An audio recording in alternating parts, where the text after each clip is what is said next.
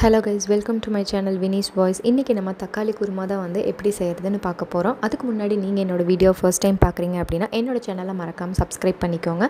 And வாங்க வீடியோக்குள்ளே போகலாம். ஃபர்ஸ்ட் ஒரு மிக்ஸி ஜாரில் நம்மளுக்கு தேங்காய் அரை மூடி தேங்காய் நான் ஃபுல்லாக கட் பண்ணி எடுத்திருக்கேன், அதை ஆட் பண்ணிக்கோங்க.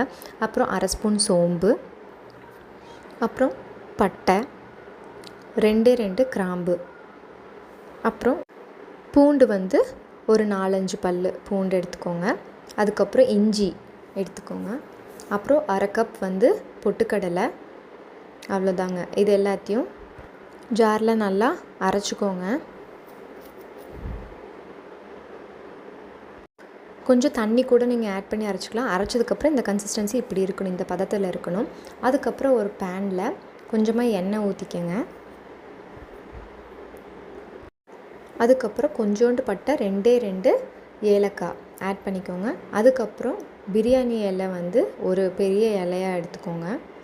உங்களுக்கு ஃபுல்லாக போட பிடிக்கலன்னா கட் பண்ணி கூட போட்டுக்கலாம். அப்புறம் 2 பெரிய சைஸ் வெங்காயம் அதை எடுத்து சாப் பண்ணி ஆட் பண்ணியிருக்கேன். இப்போ நல்லா சாட் பண்ணிக்கோங்க. அப்புறம் கருவேப்பிலை ஆட் பண்ணிக்கோங்க. அதுக்கப்புறம் 5 to 6 வந்து பச்சை மிளகா. உங்களுக்கு காரம் இல்லை, எனக்கு கம்மியாக வேணும்னா கம்மியாக போட்டுக்கலாம். அப்படி இல்லை 5 to 6 போட்டு பத்தலைனா கூட நீங்கள் லாஸ்ட்டில் மிளகாத்தூள் ஆட் பண்ணிக்கலாம். இதை நல்லா மறுபடியும் சாட் பண்ணிக்கோங்க. அதுக்கப்புறம் தக்காளி வந்து 4 பெரிய தக்காளியாக 3 எடுத்திருக்கேன். அதை நல்லா சாப் பண்ணிவிட்டு அதுக்கப்புறம் உள்ளே ஆட் பண்ணிக்கோங்க. அதையும் நல்லா சாட் பண்ணணுங்க. அதுக்கப்புறம் மஞ்சத்தூள் வந்து ஒரு அரை ஸ்பூன் ஆட் பண்ணிக்கோங்க. மறுபடியும் நல்லா சாட் பண்ணிக்கோங்க. அதுக்கப்புறம் உப்பு வந்து உங்களுக்கு தேவையான அளவு தான்.